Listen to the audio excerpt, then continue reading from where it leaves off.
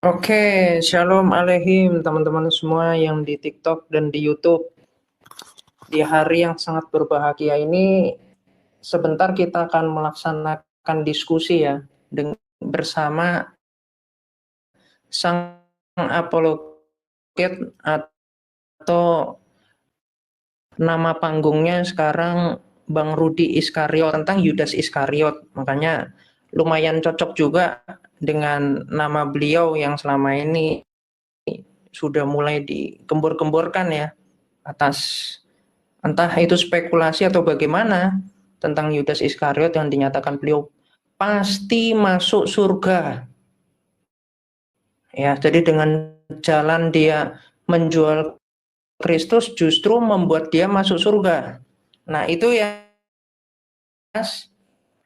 teman-teman simak, semoga ini menjadi diskusi yang akademis, bukan nanti setelah diskusi jadi amuk-amukan ya.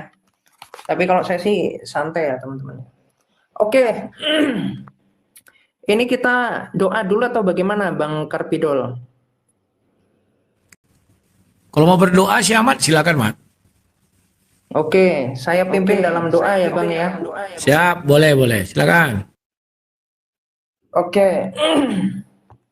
Dalam nama Bapa, Putra, dan Roh Kudus, amin. Ya Tuhan, Allah sesembahan kami, terima kasih untuk waktu yang indah ini. Ya Tuhan, kiranya berkati atas setiap hal yang akan kami laksanakan ini dalam perdebatan, diskusi lintas agama, yakni yang bertema tentang Yudas Iskariot masuk surga atau neraka. Kiranya Engkau berkati atas setiap diskusi ini agar dapat menjadi buah yang baik, dapat menjadi pemahaman yang baik kepada teman-teman sekalian. Ya Tuhan, pimpin kami dalam setiap motivasi kami agar seluruhnya kami sandarkan untuk kemuliaan nama-Mu saja. Terima kasih ya Tuhan, jaga hati setiap kami dan kami serahkan waktu kami ke depannya hanya di dalam tangan anak-Mu yang tunggal Tuhan kami Yesus Kristus dalam pengasihan Roh Kudus. Amin. Dalam nama Bapa, Putra, dan Roh Kudus. Amin. Mantap Mat. Silakan Mat. Kita langsung bertanya jawab aja atau lagi buka-buka apa? Opening gimana? Kalau saya sih mode diskusinya itu yang dalam arti ada presentasinya. Terus kalau misalnya nanti mau ada diskusi gitu enggak masalah, ada tektokan. Tapi minimal ada presentasinya supaya data-data yang banyak itu bisa tersampaikan. Ya udah, Gitu. oke. Kita 5 menit ku presentasikan dulu. Aku presentasi dulu atau kau? Kemarin kan sudah aku duluan. Kau lagi enggak? Ini kan sebenarnya temanya lebih menekankan apa yang diangkat sama Bang Karpidol kan, tentang Yudas Iskariot masuk surga. Jadi supaya teman-teman semua tahu dulu dasarnya apa, karena yang bawa tema kan apa juga. Jadi silakan. Ya, terima. 5 menit ya. Oke. Silakan. Yuk, gaskan. Matikan mic Mat. Biar jangan double. Ya, selamat malam. Selamat berjumpa dalam debat live antara Ki Ahmad dan sang debitur atau Rudi Iskariot. Santai ya, enggak usah pakai marah lah. Rudi Iskariot kalian bilang oke, Rudi Yudas bebas ya, mau apapun kalian bilang semuanya oke. Ya. Mungkin Ki Ahmad ini orang yang mungkin ada 20 orang ya yang menguji dalil Yudas Iskariot itu ke surga apa ke neraka. Semoga ada hal baru yang kita dapatkan ya, karena selama ini semua yang terakhir itu pendeta Kezia Chris itu hanya membawa yang namanya data-data yang lama-lama aja. Oke, aku mulai ya. Dalil saya mengatakan Yudas Iskariot masuk ke surga itu hanya satu ayat yang pertama. Ya, ini di Matius 19 ayat 28. Ya, aku nggak usah balik kamera tapi ku bacakan aja. Kalau kalian nggak percaya ya lihat aja, karena kalau aku balik-balik nanti dia ini aja udah mulai patah-patah dia. Matius 19 ayatnya ke-28 ku bacakan. Dibilang begini. Kata Yesus kepada mereka itu siapa? Yakni 12 murid pada saat itu ya.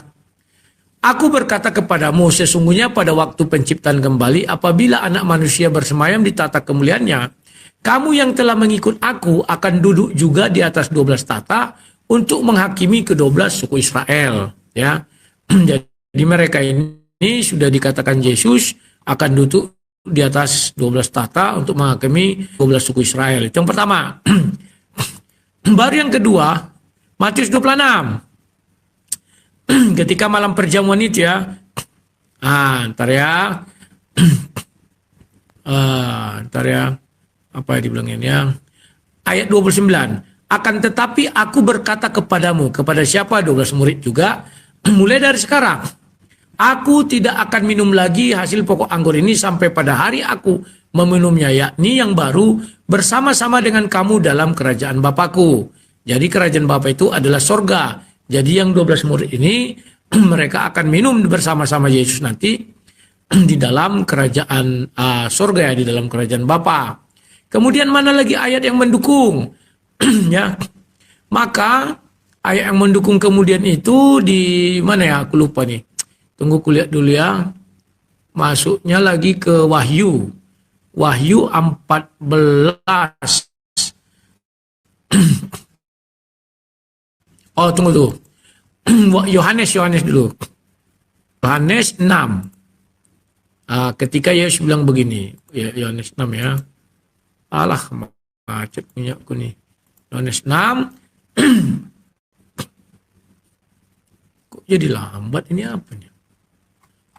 Ayatnya yang ke 7. Berapa ini ya, bentar ya. Bentar ya.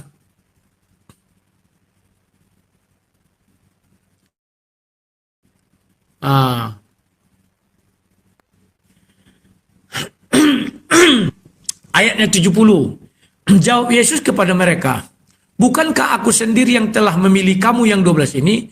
Namun seorang di antara kamu adalah iblis, kata dia ya.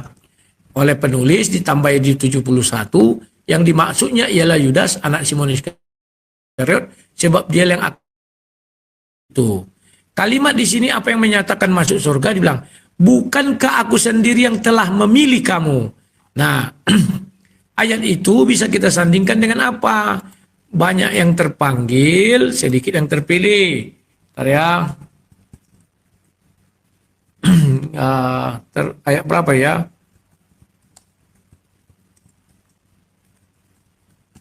Saya agak-agak lupa nih, sabar ya.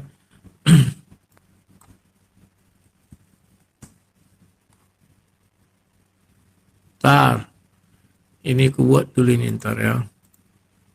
Sudah lama tidak berdiskusi ini. Sebab banyak yang dipanggil tetapi sedikit yang dipilih. Matius 22 ayat 14. Dan Yesus mengatakan, bukankah aku sendiri yang memilih kamu? Sudah ya, banyak terpanggil tetapi sedikit yang terpilih. Artinya apa? Matius 22 ayat 14 itu kalau ayatnya yang ke-14. Ntar. Sebab itu banyak yang dipanggil, itu bicara tentang apa? Tentang lalu kata raja itu kepada hamba-hambanya, ikatlah kaki dan tangan dan cepatkan orang ke dalam kegelapan yang itu ya. Jadi ini bicara juga tentang surga. Terima kasih. Udah habis waktuku. Habis ini waktu si kiamat. Tadi pulang. Terima, Mat. Oke, sebentar. Awas, nampak kamera kau. Ya, baik, shalom teman-teman, luar biasa ya. Tadi kita sudah mendengar paparan dari Pak Karpidol yang katanya seorang debater yang ahli dalam berdebat ya. Hanya saja tadi saya sudah mencatat ini ada 3 ayat ya, Matius 19 ayat 28, Matius 26 ayat 29, Yohanes 6 ayat 70 sampai 71. Ini kok nggak ada keterangannya ya? Kalau Yudas Iskariot itu masuk surga. Apa saya yang buta atau gimana? Tapi kalau kita lihat ya, ini berhubung tadi Pak Karpidol bangga juga ya dengan namanya dipanggil sebagai Yohanes Iskariot ya, Rudi Iskariot gitu. Nah, kita bisa lihat kaitan itu dengan Yudas Iskariot ya di dalam Yohanes 12 nih. Yohanes 12 ayat 6 dikatakan gini, hal itu dikatakannya bukan karena ia memperhatikan nasib orang-orang miskin, melainkan karena ia, yaitu Yudas, adalah seorang pencuri. Ya, ia sering mengambil uang yang disimpan dalam kas yang dipegangnya. Maka kata Yesus kepada Yudas Iskariot, biarkanlah dia melakukan hal ini, mengingat hari penguburanku, karena orang-orang miskin selalu ada pada kamu. Tetapi aku tidak akan selalu ada pada kamu. Jadi Iskariot di sini berhubung sama ya, yaitu suka apa? Suka maling. Nah, itu satu hal. Nah, jadi kalau berhubung dengan ayat yang tadi diberikan ya, contoh nih di dalam Matius 19 ayatnya yang ke-28. Ada nggak di sini dibilang Yudas Iskariot masuk surga? Nggak ada. Tapi dikatakan apa? Akan duduk juga di atas 12 tahta untuk menghakimi ke-12 suku Israel. Maksudnya 12 ini 12 murid yang Yudas Iskariot. Saya lupa ya dengan kisah pengundian yang kemudian diperoleh pengganti Yudas Iskariot, itu Matias nih. Di dalam Kisah para Rasul 1 ayatnya yang ke-26 nanti jadinya 13 murid Yesus loh. Ini kan 12-nya ini sudah digantikan Matias nih. Lalu mereka membuang undi bagi kedua orang itu yang kena Matias, dan dengan demikian ia ditambahkan kepada bilangan ke-11 rasul itu. Ya. Jadi kalau kita baca dengan teliti Matius 19 ayat 28, tidak ada di situ berbicara tentang Yudas Iskariot, tapi cocok logi yang tidak cocok yang kemudian ditampilkan oleh sang debater yang katanya ahli debat, mengklaim bal-bali tapi ternyata nggak berasa apa-apa, gitu ya. Terus di Matius 26 ayat 29 juga dikatakan di sini lagi nih ada kata-kata Yudas masuk surga. Kita lihat nih. Akan tetapi aku berkata kepadamu, mulai dari sekarang aku, ini Tuhan Yesus ini bukan Yudas. Ya Tuhan Yesus dikatakan, tidak akan minum lagi hasil pokok anggur. Ini sampai pada hari aku meminumnya, yaitu yang baru bersama-sama dengan kamu dalam kerajaan Bapakku. Apakah ini berbicara dengan Yudas Iskariot?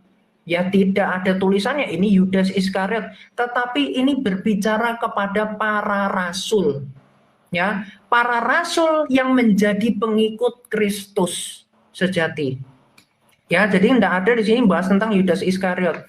Ini asumsi nih, tepok jidat karena asumsinya kagak nyambung, ya. Terus di dalam Yohanes 6 ayatnya yang ke-70 ini juga sama saja nih.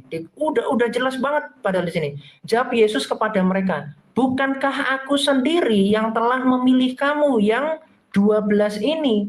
Namun seorang di antara kamu adalah iblis. Masa iblis masuk surga, Pak? Anda ini ada-ada saja. Oh, yang seorang ini kan Kristus memilih 12 rasul ini.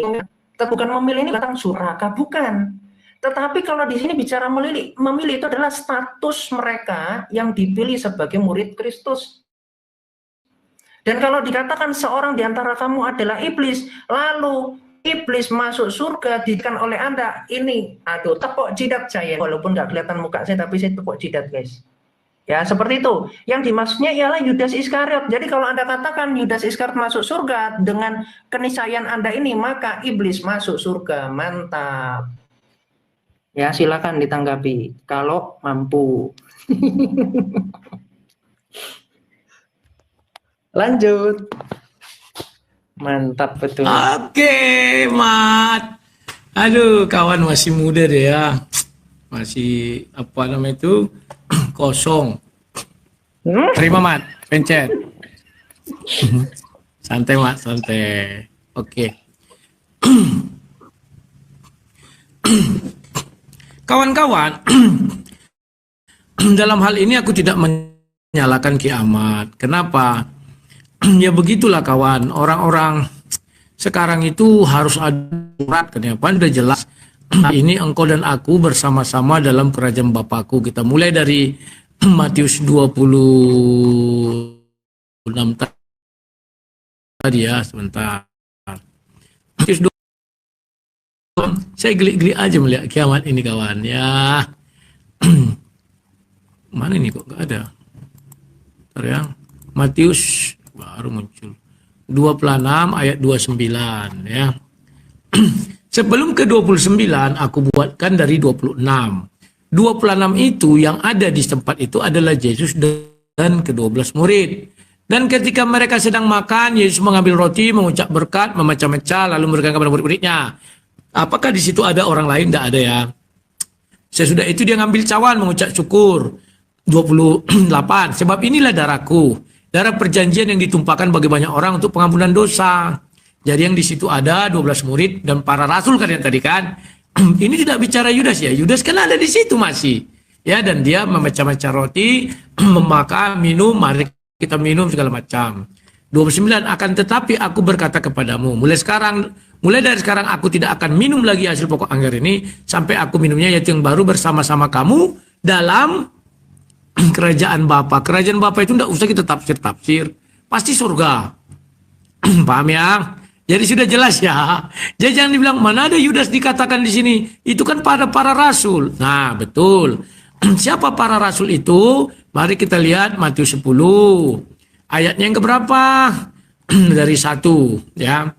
Yesus memanggil ke-12 muridnya dan memberi kuasa kepada mereka untuk mengusir roh jahat, untuk melihatkan penyakit dan kelemahan. Inilah nama ke-12 rasul itu. 12 rasul itu namanya siapa salah satunya?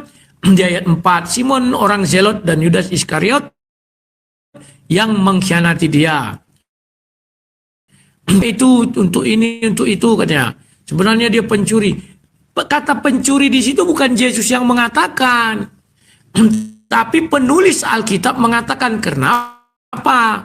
Karena penulis Alkitab sudah mengetahui sejarah latar belakang Yudas. Carikan satu saya ayat di dalam Bible di mana Yesus mengatakan kepada Yudas, pencuri, nggak akan pernah. Oke. Kemudian Yohanes 6:77-1 juga demikian. Yang mengatakan Yudas itu iblis kan penulis, bukan Yesus. Tapi cuma satu orang yang dikatakan Yesus iblis, yakni di Matius 16. Siapa dia? Dialah Simon Iskariot, bukan. Ayat 6, Matius 16 ya. Dia bilang begini. Mana dia? Nah ini. Tunggu. Oh, sorry aku lupa. Seingatku Matius 16, cuma ayatnya aku lupa ntar ya. Aku cari dulu. Biar jangan salah. Ini apa ini? Bentar ya, sebentar. Ini kok jadi lambat kali ya? Matius 16 ayat 23. Maka Yesus berpaling dan berkata kepada Petrus, nyala iblis. Jadi satu-satunya ayat di dalam Alkitab yang berkata iblis itu, Yesus berkata iblis, itu hanya kepada Petrus. Tidak ada dia berbicara kepada Yudas ya. Jadi bawa data yang kubawa, Yudas ke surga dah jelas ya. Yang paling jelas tidak usah ditafsir-tafsir itu di Matius 26 ayat 29 itu. Nah, sekarang bagaimana dengan Matius 19 ayat 28? Dikaitkan dengan satu kisah peratakan di situ memangku jabatan sebagai apa? Pelayan. Bukan sebagai hakim. 12 murid ini ditetapkan menjadi hakim. Tidak digantikan oleh pelayan. Baca ya. Aku bukakan kisah para rasul. Nah ini kawan. Nah. Kisah para rasul 1 ayat 25. Untuk menerima jabatan pelayanan. Jabatan pelayan. Hakim itu bukan pelayan. Hakim itu kalau di dunia itu wakil Tuhan.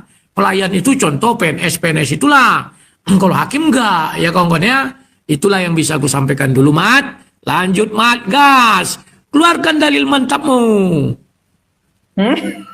Ya, terima kasih. Oke, kita pasang dulu ya timernya.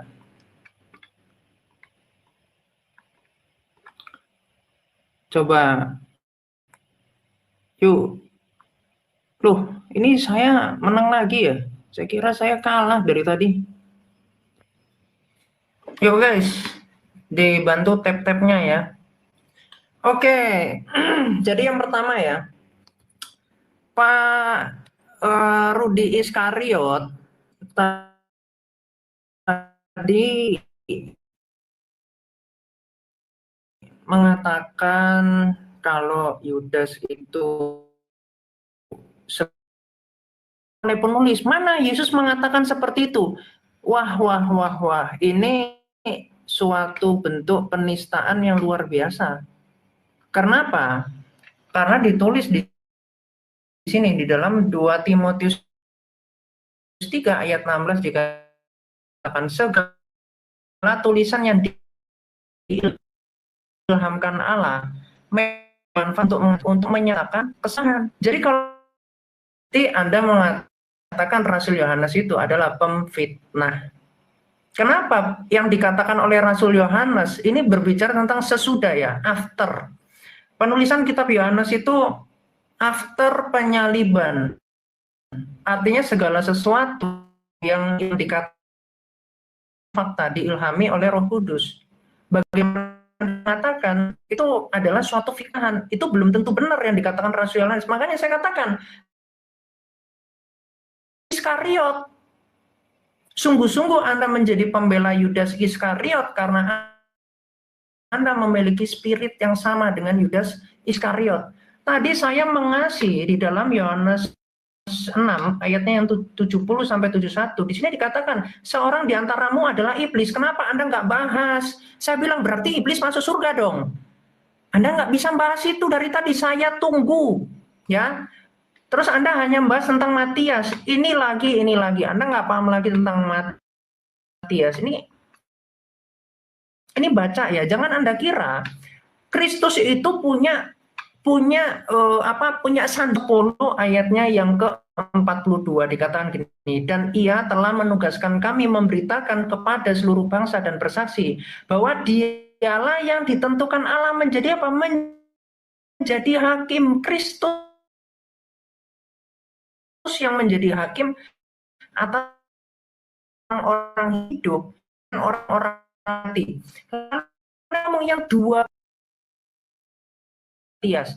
Kalau Anda mengatakan hanya 12 yang menjadi hakim, Anda rasanya saya katakan perlu membaca ini dulu ya. 1 Korintus 6 ayatnya yang kedua dikatakan gini, atau tidak tahukah kamu bahwa orang-orang kudus akan menghakimi dunia, dan penghakiman dunia berada di dalam kamu. Tidakkah kamu sanggup untuk mengurus perkara-perkara yang tidak berarti? Jadi dalam arti kita sepakat satu roh dengan apa yang dikatakan oleh Kristus, mengatakan mereka bersalah, maka kita dalam satu hati, yaitu mengatakan mereka di dalam kesalahan. Bukan artinya ada 12 rasul yang sebagai hakim atau sebagai di sebelah Kristus ada pembantunya. Kristus nggak membutuhkan nanti siapa yang mencatat, tidak seperti hukum yang ada di dunia. Jadi terlalu duniawi Pak cara berpikirmu, tanpa kamu sadari kita pun menjadi hakim, tetapi bukan hakim agung, ya. Jadi jadikanlah muridku, karena seluruh pengikut Kristus itu sebagai para murid Kristus. Dari tadi tidak membawa pandangan gereja mana. Ini sudah anomali sekali. Anomali. Karena kalau posisi Anda gereja apa, saya bisa langsung tahu nih. Karena pendapat Anda ternyata tafsiran pribadi Anda. Dari tadi saya sudah bacakan Matius 19:28, agak nyambung. Di situ sudah dijelaskan murid ke-12-nya adalah Matias. Ketika di situ dikatakan jabatan pelayanan padanya, di situ bicara tentang apa? Episkopos. Episkopos itu berbicara tentang uskup. Jadi Matias itu menjadi episkop. Bagaimana mungkin Anda mengatakan bahwa Matias ini lebih rendah daripada rasul lainnya? Ini udah teori baru ini yang Anda bawa-bawa. Jadi yang pertama, yang perlu saya kasih penjelasan posisi saya pribadi apa. Jadi saya mengambil posisi, nanti akan saya jelaskan ya, dari posisi ortodoks seperti apa. Dulu aja, dasar-dasar teologi Anda mana? Literaturnya mana? Thank you. Oke. Terima. Ketawanya nih. Iya. Oke, Mat. Terima, Mat. Kasih Pak, kasih literaturnya ya. Ingat Ya. pertanyaan Saya selalu berkata, kalau saya berdebat, saya hanya menggunakan Bible. Saya tidak peduli profesor, doktor, hantu belau, pendeta, pastor, uskup, apa segala macam, eporus. Saya nggak peduli. Karena bagi saya, Bible ini sudah mampu menjelaskan semuanya. Apa beda saya dengan mereka, Pak? Kau tanya, saya dari gereja mana? Saya tidak bawa nama gereja. Dalam hal berdiskusi ini kan sudah saya jelaskan. Bicara keilmuan, biarlah ilmu yang berbicara. Dasar saya apa? Alkitab. Titik amat ya. Oke. Kata si Ki Ahmad, saya belum membahas Yohanes 6 ayat 70 dan 71.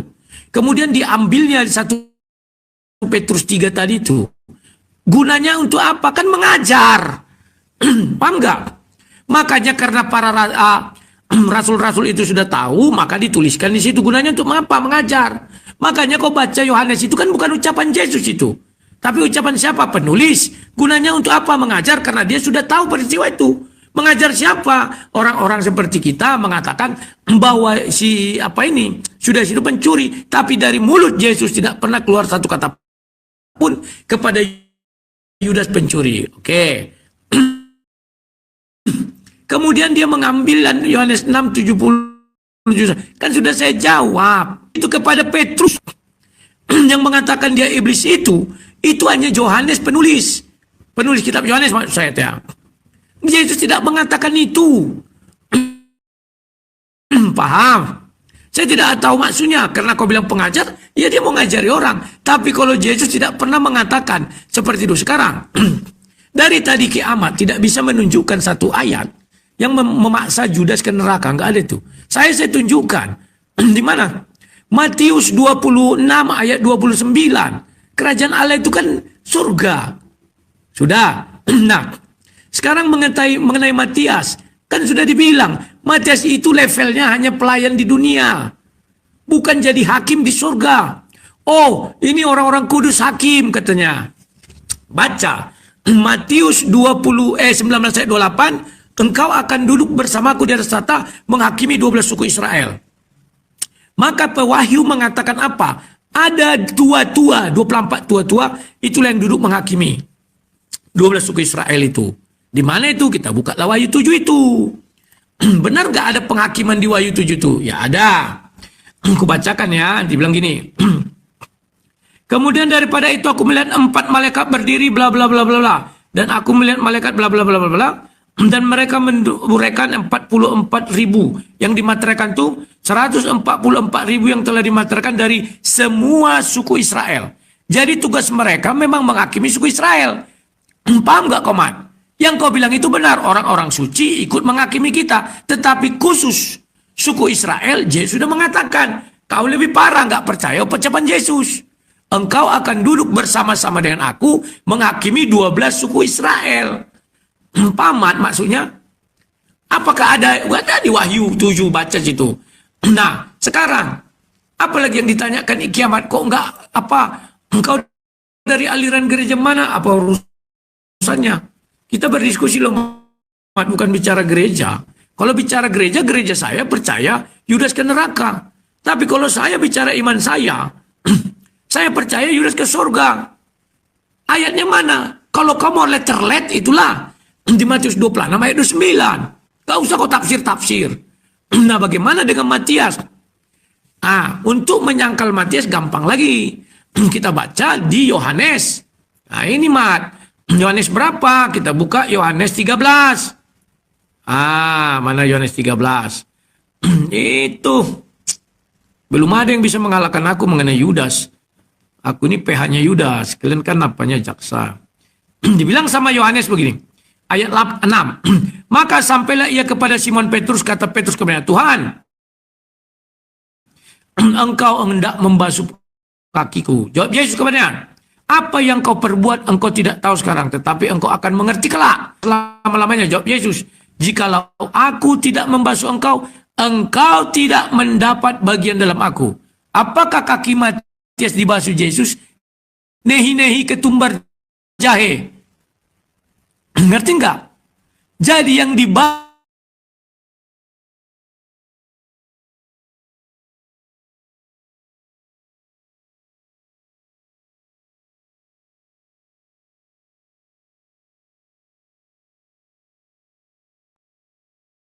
Oke.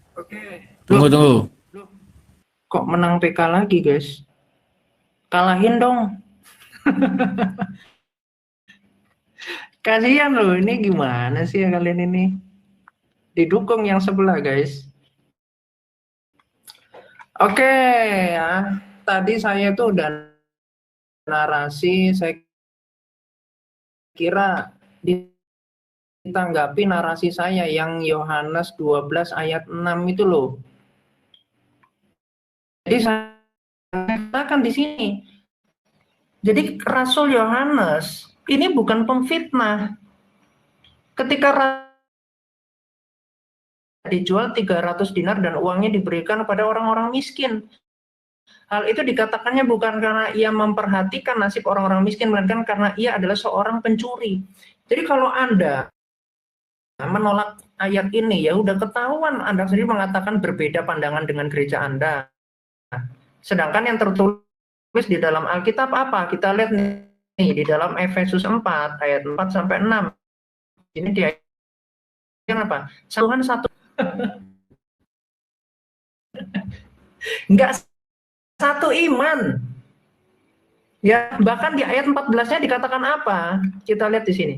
Sehingga kita bukan lagi anak-anak yang diombang-ambing oleh rupa-rupa angin pengajaran, oleh permainan palsu manusia dan kelicikan Iskariot mereka yang menyesatkan. Jadi kita Yudas Iskariot dikatakan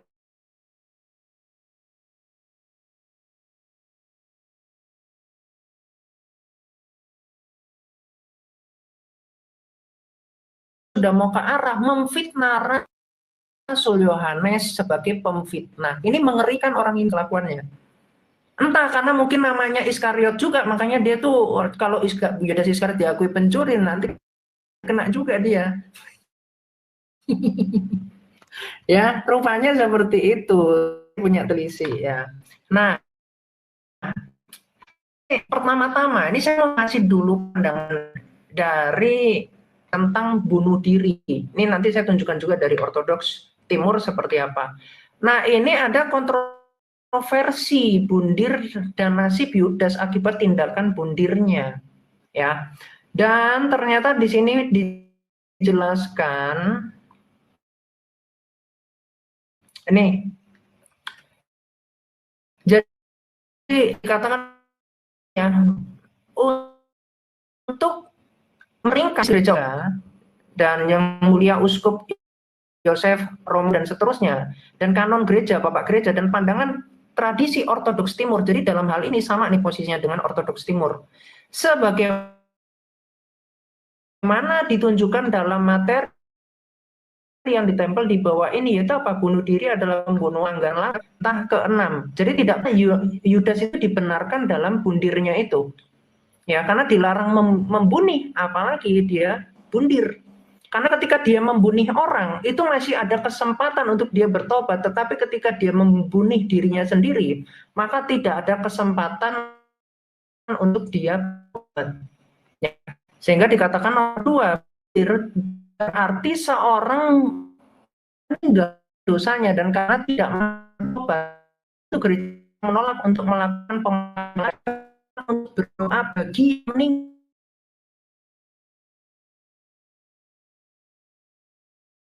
meninggal dalam dosa tanpa pertobatan. Terus keempat, satu-satunya pengecualian untuk semua hal ini adalah jika nih, perhatikan, woi, perhatikan di sini, saya kasih datanya ini.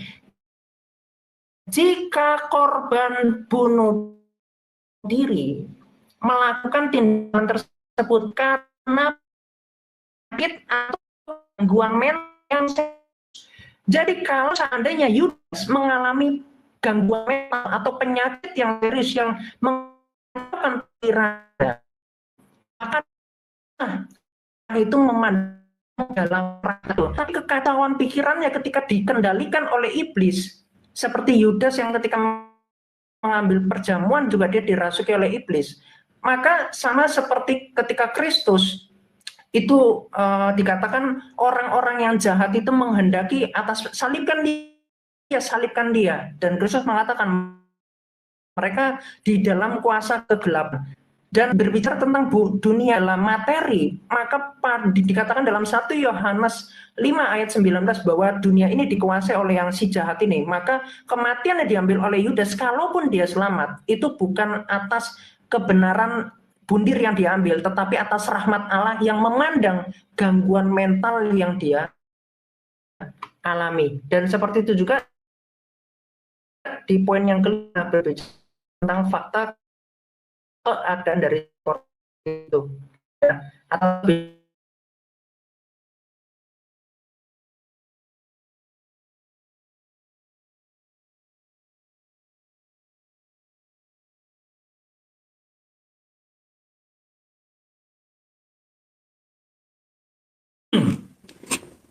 Aduh, YouTube-ku ini kenapa ini agak. YouTube udah bagus, Mat.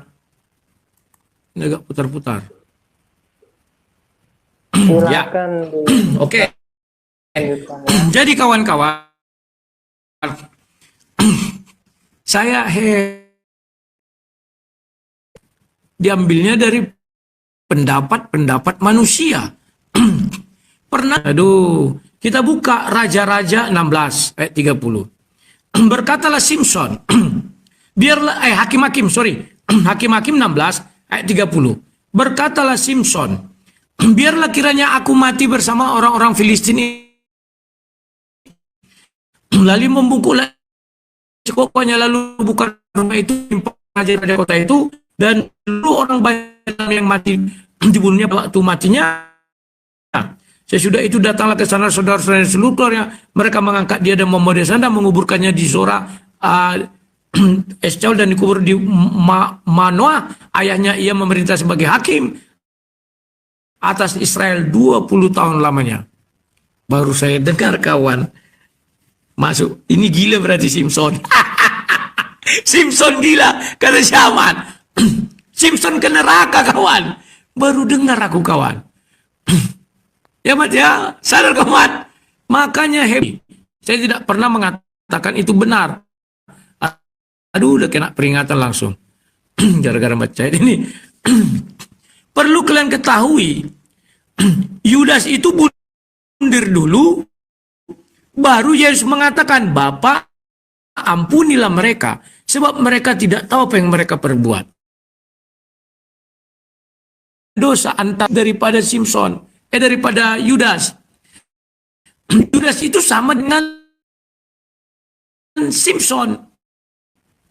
Barang siapa menyangkal aku di depan manusia, maka aku menyangkal dia di depan Bapakku. Lantas kenapa semua orang mengatakan Petrus ke sorga? Jawabnya satu. Karena Petrus sudah diampuni Yesus. Kalau Yesus tidak mengatakan Bapa ampuni, Petrus itu nggak akan bisa ke sorga. Paham ya? Oke. Kemudian amal ini lucu sekali kawan. Tadi apa lagi dibawanya dalilnya itu ya? Saya agak lupa itu tuh ya. Mengenai Yudas. Tadi minyak naswar waktu itu ya. Yohanes 12. Makanya aku bilang Mat, aduh, kau ini gimana sih? Tapi kalian anak muda ya, wajarlah aku yang ngajari kalian aja ya. Biar kalian pintar. Yohanes 12 ya. Ini. Tetapi Yudas Iskariot sebenarnya akan segera menyerahkan dia, berkata, mengapa minyak nawar Yudas? Sekarang kutanya kau. Yesus sudah tahu si Yudas itu pencuri kan? Kenapa Yesus tidak menengking si Yudas? Kenapa Yesus tidak mengusir Yudas? Karena jawabnya ketika dia tidak pernah lagi mencuri. Andai kata ketika ikut Yesus dia mencuri, maka dia akan ditengking Yesus dosa itu. Paham ya? Contoh, Petrus ditengking Yesus, kenapa? Karena itu dosa. Dia hanya memikirkan apa yang dipikirkan manusia. Yudas ini adalah orang yang tidak pernah didiskreditkan Yesus. Cari semua ayat. Ya. Nah, lantas mana ayat yang mengatakan Yudas ke neraka? Kan tidak ada. Dari tadi kita bicara sampai mau diambilnya 1 juta buku, para doktor antu belau segala macam langit bumi jagat raya, tidak akan ada. Tapi mana Yudas ke surga? Sudah kusebut ayatnya. Matius 19 ayat 28, Dan Matius 26 ayat 29. Selesai. Lah kalian dari kemarin tidak ada satu ayat pun dia ke neraka. Secara letterlet pun tidak ada. Kalau aku letterlet dia ke surga ada. Paham ya? Belum lagi kalau aku buka nanti Wahyu 14 ayat 21. Coba aku buka Wahyu. Kita Wahyu. Apa dibilang di situ? Ntar ya. Biasanya aku ingat ini. Wahyu 14. Sorry, ayat 7 kalau nggak salah. Oh, lupa. Tunggu. Wahyu 21 apa ya? Aku agak lupa, Mat. Sabar, Mat.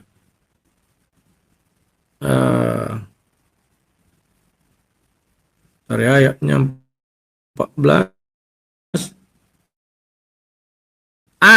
Dan di tembok kota itu mempunyai 12 batu besar. Ke-12 rasul anak domba itu. Paham ya? Nama mereka dicatat di pintu surga itu. Silakan, Mat. Habis rumah, Pak.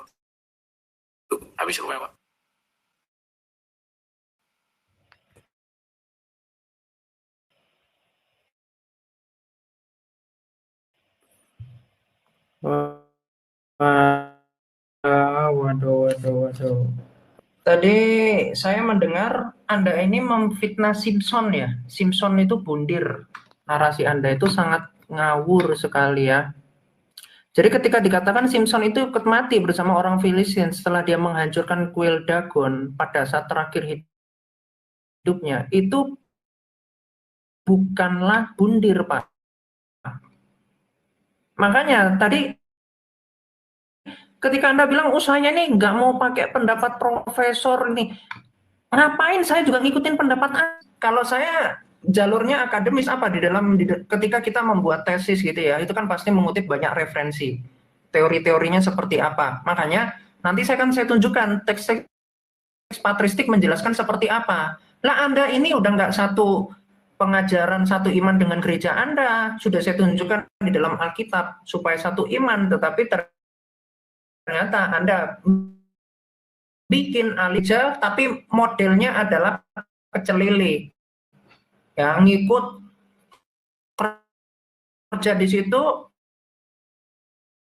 nanti kemudian mau diri cari donasi apa, dikorup, dan setelahnya seperti apa, bangganya menyebut dirinya Rudi Iskariot. Luar biasa. Nanti para pengikutnya Pak Rudi Iskariot ini silakan bundir ya, karena bundir dikatakan masuk surga. Luar biasa. Tepuk jidat saya. Ini ya Pak, ya saya tunjukkan gini.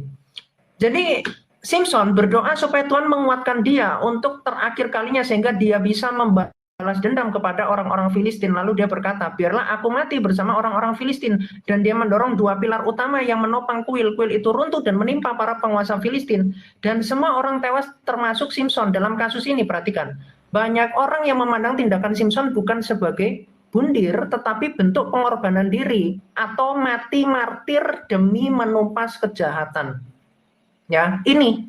Jadi sama seperti para rasul ketika dia berani martir, dia menantang kejahatan itu dengan perangnya dia itu. Kalau di dalam Perjanjian Lama itu bicara pada tipologi Kristus, yaitu Kristus yang mata ganti mata, gigi ganti gigi. Tapi dalam Perjanjian Baru berbicara tentang kedatangan Kristus kedua kalinya yang akan membuat mata ganti mata, gigi ganti gigi dalam satu bangsa. Apa yang didasarkan otoritas salah itu ya. Jadi bukan matinya bukan bundir, Pak. Di sini Anda sudah fitnah lagi.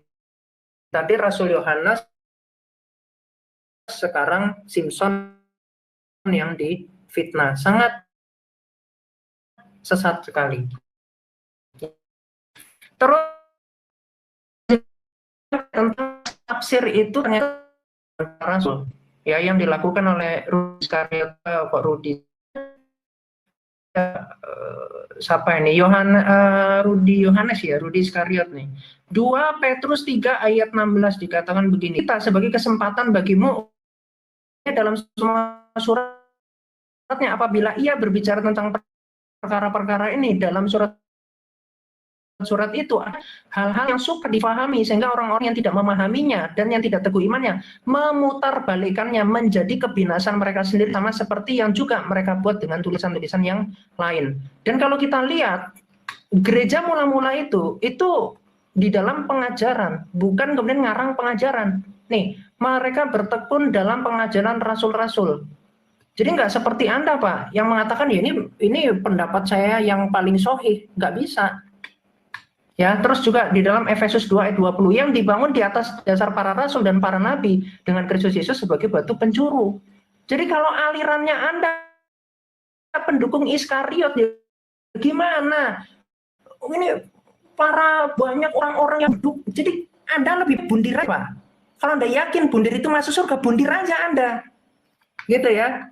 Nanti lama-lama orang-orang berpikir radikal seperti Anda, bundir masuk surga. Ngawur sekali.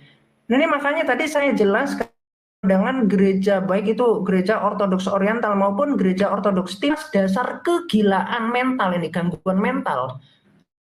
Di situ masih memungkinkan rahmat Allah. Tetapi kalau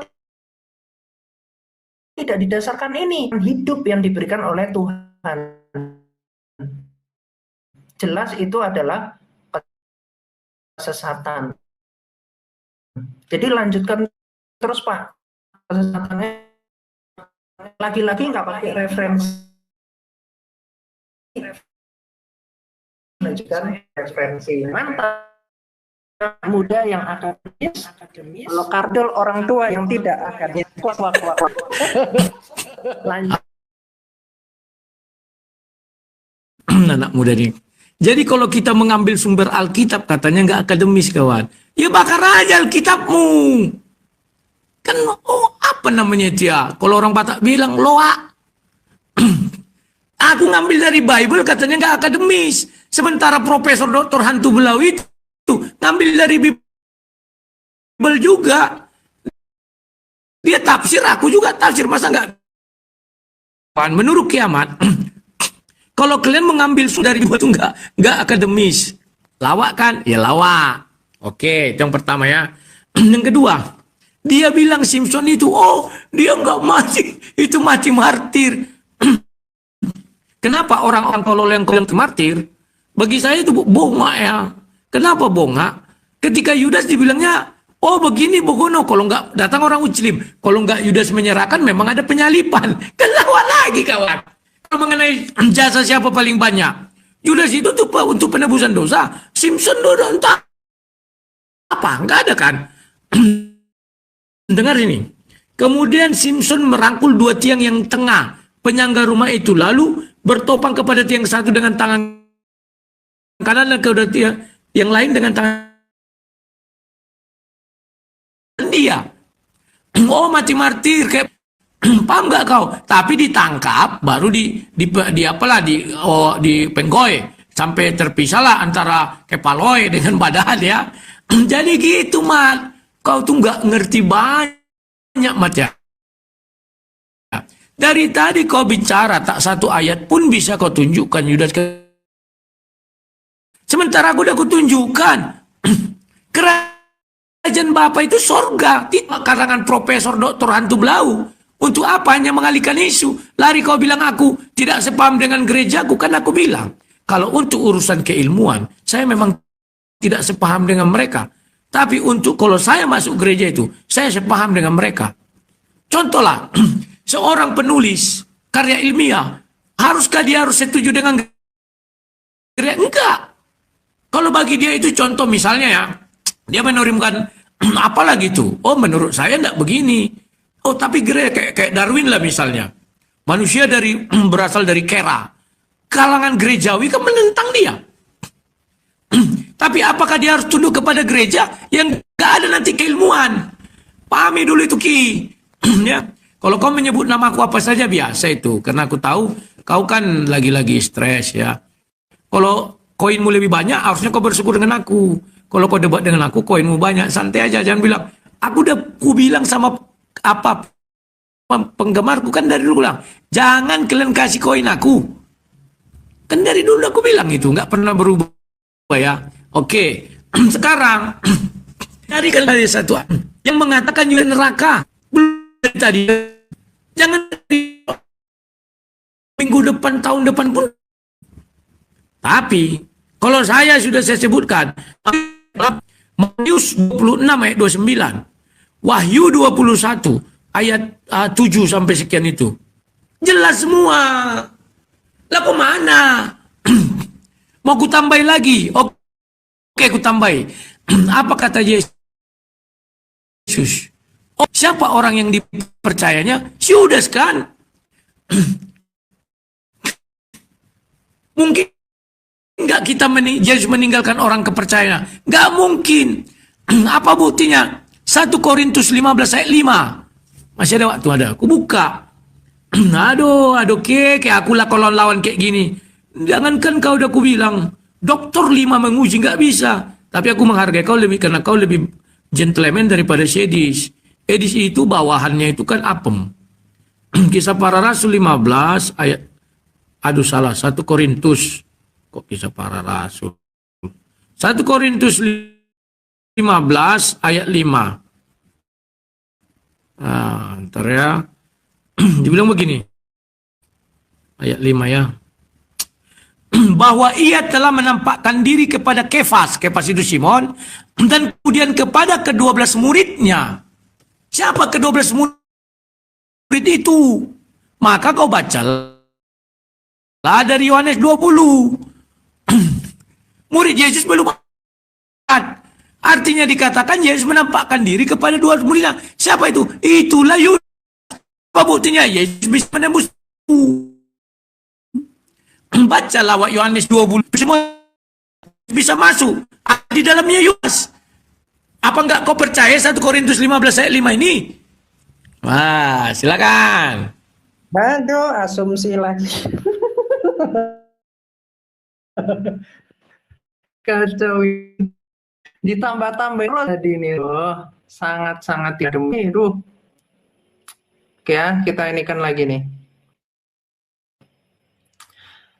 Ya, jadi tadi tuduhan kepada Simpson sudah saya katakan ya, di situ konteksnya bukan Simpson itu gantung diri, bukan lompat dari ketinggian misalnya seperti Muhammad ya di dalam Bukhari 467 dan yang lain-lain ya, tidak seperti itu, tetapi di situ dalam peperangan Simpson kepada musuhnya yaitu Filistin. Filistin kita tahu itu bicara tentang kejahatan, bicara tentang dari terang, yang mana terang itu menentang kegelapan itu. Ini bicara tentang tipologi Kristus. Kalau Anda katakan Simpson itu bundir, berarti Kristus artinya Simpson itu bundir. Ini nggak nyambung sama sekali. Artinya pahlawan ini, pahlawan. Anda nggak bisa bedakan antara bundir dengan bukan bundir. Ini nauzubillah min zalik sekali cara berpikir Anda. Sudah tua tapi belum pintar-pintar. Ya.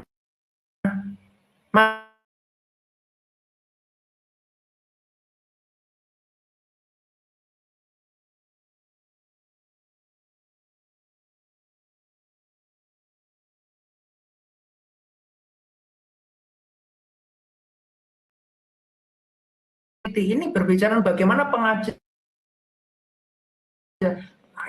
yang ditemukan sebelumnya seperti apa, itu dilanjutkan.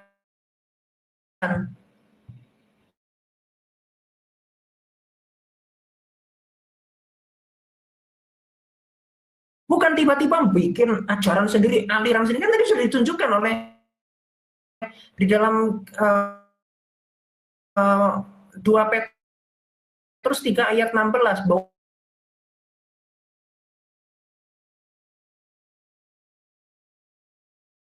terus dari tadi nggak ada di situ ngomong Yudas, ditambah-tambahi Yudas.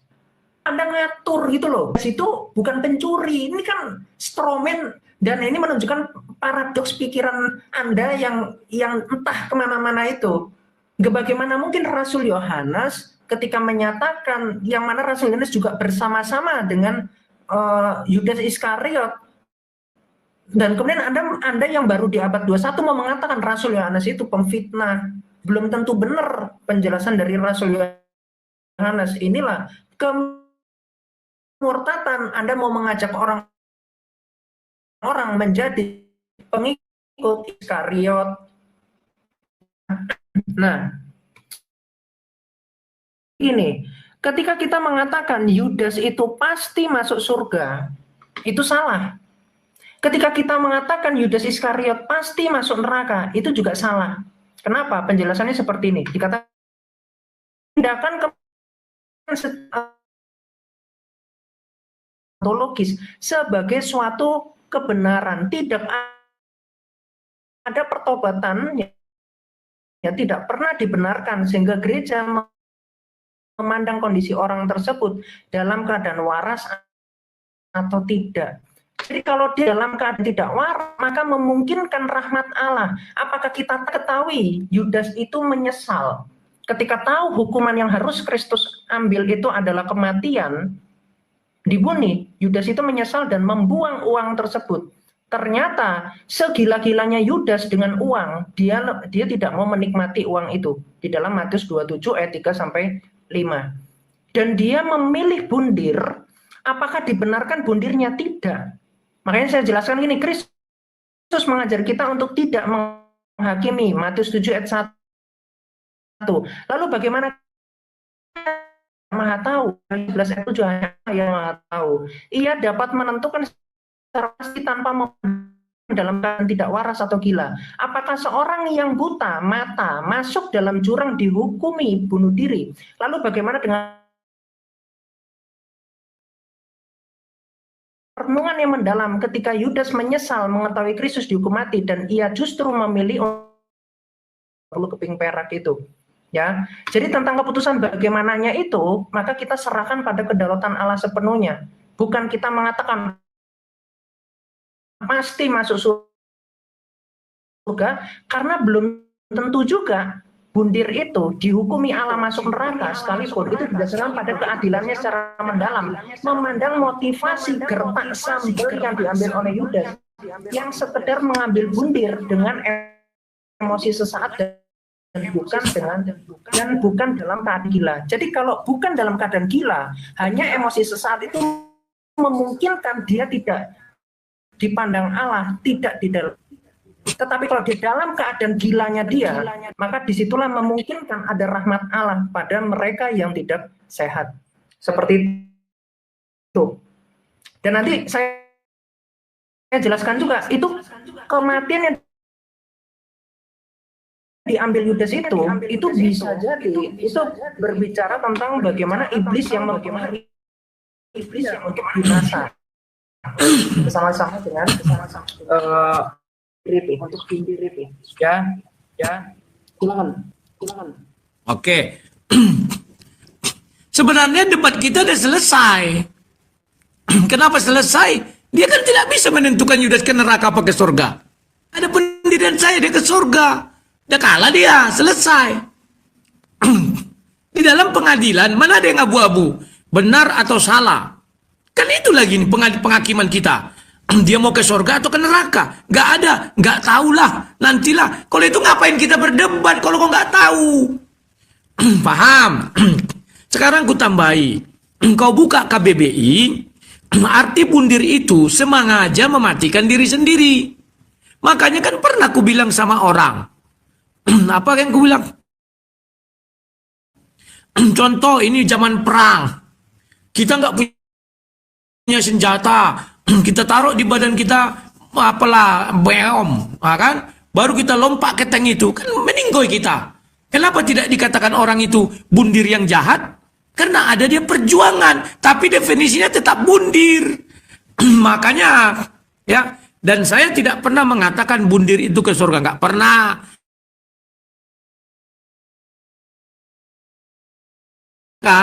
Kalau tidak diampuni Yesus di kayu salib. Kan Yesus bilang, Bapa, ampunilah mereka. Sebab mereka tidak tahu. neraka. Sama dengan Petrus, kan ku bilang. Makanya ku bilang bunuh diri itu dosa bagi saya. Beliau tadi juga dosa. Tetapi Yesus kenapa ngampuni? Pahami dulu yang ku bilang. Karena dia dipilih. Banyak orang terpanggil, sedikit dipilih.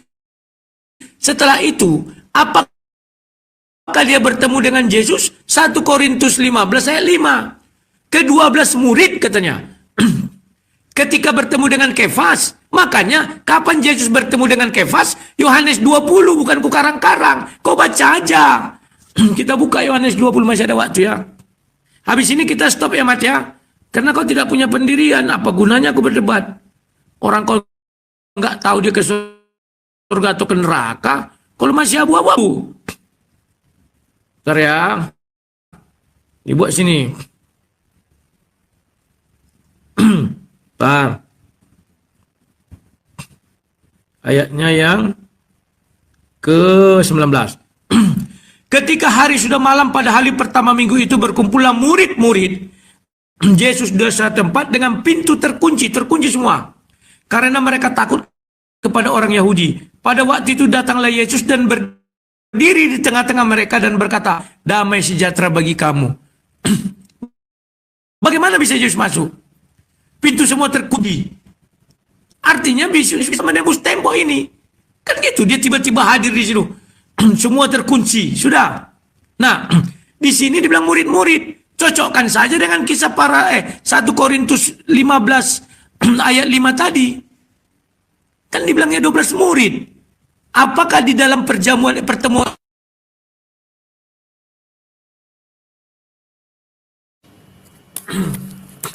apakah di dalam pertemuan itu Matias diangkat?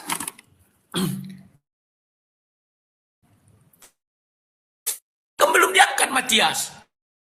Matias diangkat itu kisah para rasul 1 kan tidak.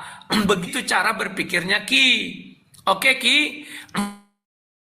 Karena bateraiku sudah habis dan kau sudah tidak punya keputusan apapun, kau tidak tahu Yudas ke neraka atau ke debat itu ada pro dan kontra. Kalau abu-abu ngapain diskusi aku lawan kau? Berarti dia bisa ke surga, berarti kau bisa membenarkan pernyataanku.